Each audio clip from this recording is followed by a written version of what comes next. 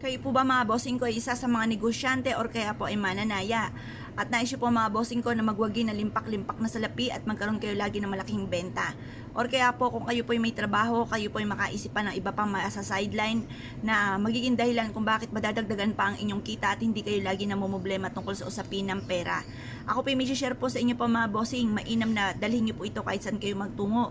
Or kaya po pag kayo tutulog na, ilagay nyo po ito sa ilalim ng inyo pong unan.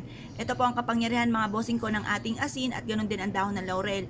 Dito po tayo nagsimula mga bossing at ito po ay napaka-generous na magbigay ng tulong. Dati-dati ang hinihingi ko lamang po ay kokonti pero labis-labis naman po ang pinagkaloob. Kaya ako po ay minumungkahi ko po sa inyo po mga bossing ko basta't kayo po ay may positibong pananaw sa buhay. Kayo po ay alam nyo na hindi laging ganyan ang takbo ng inyong pamumuhay tapos kayo po ay napakasipag na tao, madiskarte. Hindi kayo nakakalimot magdasal, sabayan nyo rin po ng ganito. Ewan ko lamang po mga bossing ko kung kayo po ay mamublema pa tungkol sa usapin ng pera.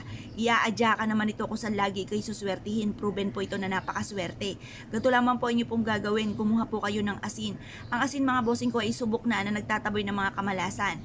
At ito pong asin ay isa sa mga subok na mabisang proteksyon sa mga kamalasan. At ito pong asin ay subok na nagtatawag po ito ng swerte. Ito po ay swerte sa pangkalahatan, swerte sa pera, swerte sa kabuhayan, swerte sa buhay pag-ibig, swerte po ito sa buong pamilya para malayo ka rin sa anumang kapahamakan at hindi ka magkaroon ng karamdam at magkaroon ka ng mahabang buhay. Ito namang ating dahon ng laurel ay isa sa mga unli wishes. Ito po mga bossing ko ay napaka-generous na magbigay ng tulong. Isa po ito sa mga blockbuster na pampaswerte.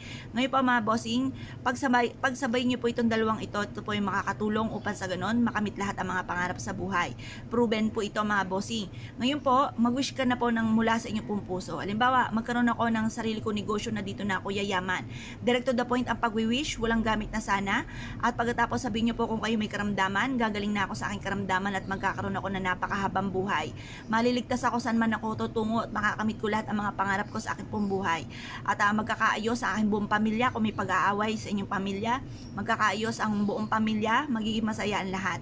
Pagkatapos po nito mga bossing ko, ibilad nyo ito sa sinag ng araw hanggang alas 8 ng umaga. Makalipas ang alas 8 ng umaga, kunin nyo po ito, ilagay sa inyo pong bag or ilagay sa inyo pong bulsa, bitbitin kahit saan kayo magtungo. Ang dulot po nito ay napakaswerte. At sa gabi mga bossing ko, ilagay ito sa ilalim ng inyo pong unan.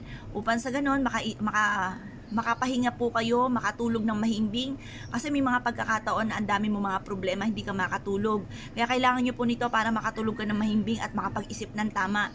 Ang mga taong hindi makatulog mga bossing ko, masakit ang ulo pagising at magulo ang isipan, hindi makaisip ng tama. Kaya yan po, magkakanda, kumbaga magsisegway na lamang po mga bossing ko ang inyo po mga pinaplano. Kumbaga wala kasiguraduhan ang tamang solusyon dahil nga po kayo ay walang tulog at kayo po ay kumbaga napapagod ang isipan, kaya hindi kayo makapag-isip ng tama at mainit pa ang ulo.